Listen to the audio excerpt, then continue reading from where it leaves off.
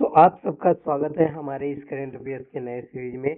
देखिए, हम देखते हैं कि कई बार क्या होता है कि इतने सारे करंट अफेयर्स का सिलेबस इतना सा ज़्यादा हो जाता है कि हम उसको पढ़ नहीं पाते हैं टाइमली। तो हम एक ऐसा सीरीज लेके आ रहे हैं यहाँ पे, जहाँ पे ओनली 5, केवल हमारा 5 जो है इम्पोर्टेंट क्वेश्चन, 5 इम्पोर्टेंट क्वेश्चन को ही हम डेली बेसिस पे देखेंगे। एट द नाइट टाइम में ही देखेंगे, आप रात में देख सकते हो या जब भी आपको टाइम मिले। बट ये 5 जो इम्पोर्टेंट क्वेश्चन है इसको ही हम देखेंगे, और यहाँ से हम अपना करंट अफेयर्स का और ज़्यादा स्ट्रॉन्ग कर लेंगे, अपना बेस जो है। तो चलिए, इसी रिगार्डिंग आज हमारा पहला ही दिन है, तो हम शुरू करते हैं पहले दिन अपना पहला क्वेश्चन के साथ, ठीक है। तो चलिए, उर्दू गजल का देखिए पहला क्वेश्चन है। उर्दू गजल के शहंशाह डॉक्टर बशीर बद्र का निधन हो गया है, और इनका निधन जो है कब हुआ है? 28 मई 2026 को हो गया। देखिए, ये जो डॉक्टर बशीर बद्र थे, ये बहुत बड़े उर्दू के शायर थे। इनका नाम बहुत ज़्यादा था हमारे यहाँ पे जेएनजी में भी। ये काफ़ी पॉपुलर है अभी, इंस्टाग्राम यहाँ से भी इनका बहुत सारा शायरी वायरी चल रहा है। तो इनके बारे में लिखा गया क्वेश्चन है कि उन्हें कौन से सम्मान दिए गए थे, ठीक है। तो सम्मान में अगर इनकी चर्चा कर लें, तो क्या इनको पद्मश्री दिया गया था, क्या इन्हें साहित्य अकादमी पुरस्कार दिया गया था, या सरस्वती सम्मान, या इनमें से सभी दिया गया था? तो देखिए, जो बशीर बद्र है ये बहुत बड़ा नाम है। ये नाम जो है ये वेरी बिग नाम है, बहुत बड़ा नाम है। तो इनको जो है लगभग लगभग ये सारे पुरस्कार दिए गए हैं। उपरोक्त में से सभी इसका आंसर हो जाएगा। तो चलिए हम आगे बढ़ते हैं और इसका थोड़ा सा एक्सप्लेनेशन देखते हैं हम कि इसमें क्या और हम एक्स्ट्रा बातें जान सकते हैं। तो देखिए, इनका जो उम्र है 91 वर्ष की उम्र में इनका जो है डेथ हुआ है। ये 4 वर्ष डिमेंशिया के गिरफ्त में थे। ये एक प्रकार की बीमारी होती है जिससे यादाश्त कमजोर हो जाती है और धीरे धीरे इंसान का शरीर कमजोर हो जाता है, ठीक है। तो इस बीमारी से ग्रसित थे, इनसे इनका डेथ हो गया है, ठीक है।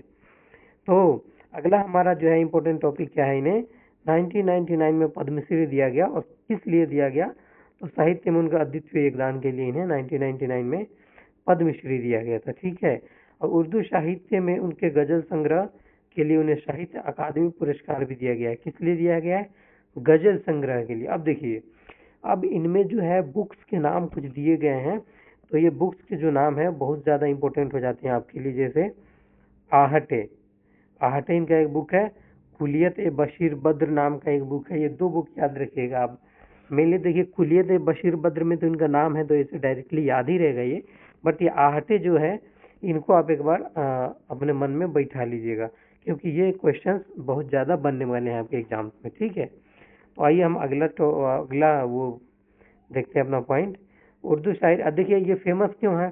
तो फेमस इसलिए है कि उर्दू के भारी भरकम शब्दों को जो है निकालकर आम बोलचाल की भाषा में इन्होंने शायरी लिखना शुरू किया, ठीक है। तो जब भी आप आम बोल, कोई भी लेखक हो, कोई भी राइटर हो, कोई भी फिल्म मेकर हो, जब वो नॉर्मल पीपल के लाइफ का जो है वो भाषा यूज करता है, जैसे आपने पढ़ा होगा गौतम बुद्ध के बारे में या महावीर स्वामी के बारे में, उन्होंने भी उस समय जो है संस्कृत का यूज ना करके उस समय का जो वहाँ के जो कॉमन मैन्स का जो भाषा थे, कॉमन जो लोगों की भाषा थी, पाली और प्राकृत का यूज किया। इससे उनके संदेश बहुत ज़्यादा पॉपुलर हुए। तो इसी तरीके से क्या है कि बशीर बद्र साहब ने भी आम बोलचाल की भाषा में शायरी की, जिससे उनकी शायरी बहुत ज़्यादा फेमस हुई, और ये आज इतने फेमस हुए हैं, ठीक है। तो इनको याद रखिएगा। और ये तो कोई बड़ा टॉपिक है नहीं कि अंग्रेजी और फ्रेंच भाषाओं में अनुवाद हुआ, और एक वक्त जा जब उनके मुशायरे अधूरे माने जाते थे उनके बिना। तो आप तो समझ गए होंगे। ये देखिए, बशीर बद्र बहुत बड़ा नाम है, तो इसको आप याद करके रखिएगा, ठीक है। अब चलिए हम अगले क्वेश्चन की तरफ बढ़ते हैं। नेक्स्ट क्वेश्चन हमारा है, देखिए नेक्स्ट क्वेश्चन हमारा ये है कि पूर्वोत्तर की किस राज्य, देखिए पूर्वोत्तर की किस राज्य की पुलिस को मई 2026 में राष्ट्रपति पुलिस ध्वज से सम्मानित किया गया? देखिए, अब पहली बात तो यहाँ आ जा रहा है पूर्वोत्तर का बात किया जा रहा है। अब पूर्वोत्तर से जुड़ा हुआ अगर कोई भी क्वेश्चन आता है तो उसको आप ज़्यादा ध्यान से याद रखिएगा, ठीक है। क्योंकि हमारी गवर्नमेंट भी जो है अभी पूर्वोत्तर पे बहुत ज़्यादा ध्यान केंद्रित कर रही है, ठीक है। तो इसका आंसर क्या होगा? क्या इसका आंसर त्रिपुरा होगा, या सिक्किम होगा, या अरुणाचल प्रदेश, या उत्तर प्रदेश होगा? तो इसका आंसर होगा जो है सिक्किम होगा, ठीक है। अभी क्या है कि हाल फिलहाल में हमारी जो राष्ट्रपति मैडम है वो सिक्किम दौरे पर गई हुई हैं, और वहीं पे ये पुरस्कार उन्होंने दिया है। पूर्वोत्तर राज्य की जो सिक्किम पुलिस है उसको राष्ट्रपति पुलिस ध्वज सम्मान दिया है। तो आइए इसके बारे में हम थोड़ा बहुत एक्सप्लेनेशन जो कुछ है उसको थोड़ा हम लोग देख लेते हैं, ठीक है।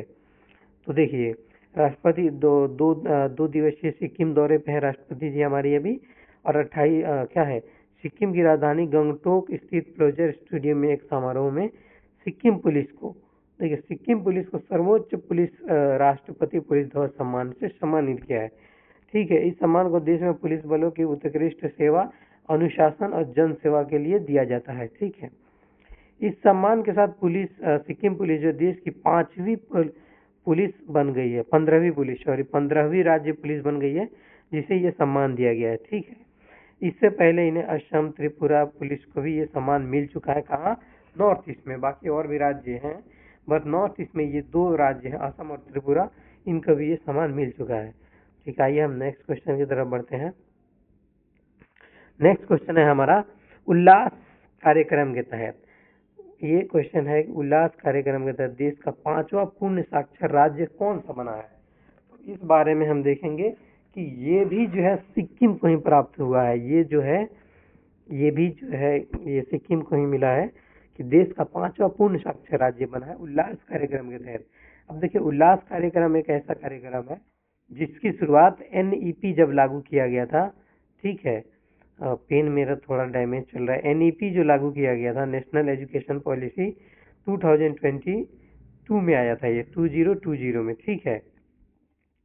तो इस समय इसके तहत ही उल्लास कार्यक्रम को आयोजित लागू किया गया था, जिसमें मोर देन 15 ईयर के जो भी लोग होते हैं, बच्चे या टीनेजर्स या बूढ़े, हर टाइप के लोग, मोर देन 15 ईयर होना चाहिए, उनको जो स्किल और उनको जो है नॉर्मल पढ़ाई ये सब सिखाया जाता है। तो इसका मैंने कुछ एक्सप्लेनेशन भी यहाँ पे लिखा हुआ है, इसको देख लेते हैं, ठीक है। तो उल्लास पहल क्या है, तो इसमें मैंने लिखा हुआ है कि शुरुआत और उद्देश्य, ठीक है। ये देखो, पेन बदलने दीजिए। शुरुआत और उद्देश्य इसका कैसे किया गया, तो मैं अभी जैसे बता रहा था, NEP नेशनल एजुकेशन पॉलिसी के तहत ही शुरू किया गया था। 15 वर्ष या उससे अधिक उम्र के लोगों को बुनियादी शिक्षा और स्किल देने के लिए इस कार्यक्रम की शुरुआत की गई थी, ठीक है। और सिक्किम में जो है 14 नवंबर 2022 से शुरू हुआ। तो ये डेट याद रखने की कोई जरूरत नहीं है, बस आप ये याद रखिएगा कि सिक्किम को जो है NEP के तहत उल्लास कार्यक्रम में जो है पूर्ण साक्षर राज्य का दर्जा मिला है। और ये कौन सा राज्य है, तो ये है 5वां राज्य ऐसा बन गया है, ठीक है। इससे पहले जो 4 राज्य कौन कौन से हैं, मिजोरम, गोवा, त्रिपुरा और हिमाचल प्रदेश, ये 4 राज्य इसके पहले हैं। बाकी सिक्किम 5वां राज्य के रूप में ऐसे आया है उभर के सामने।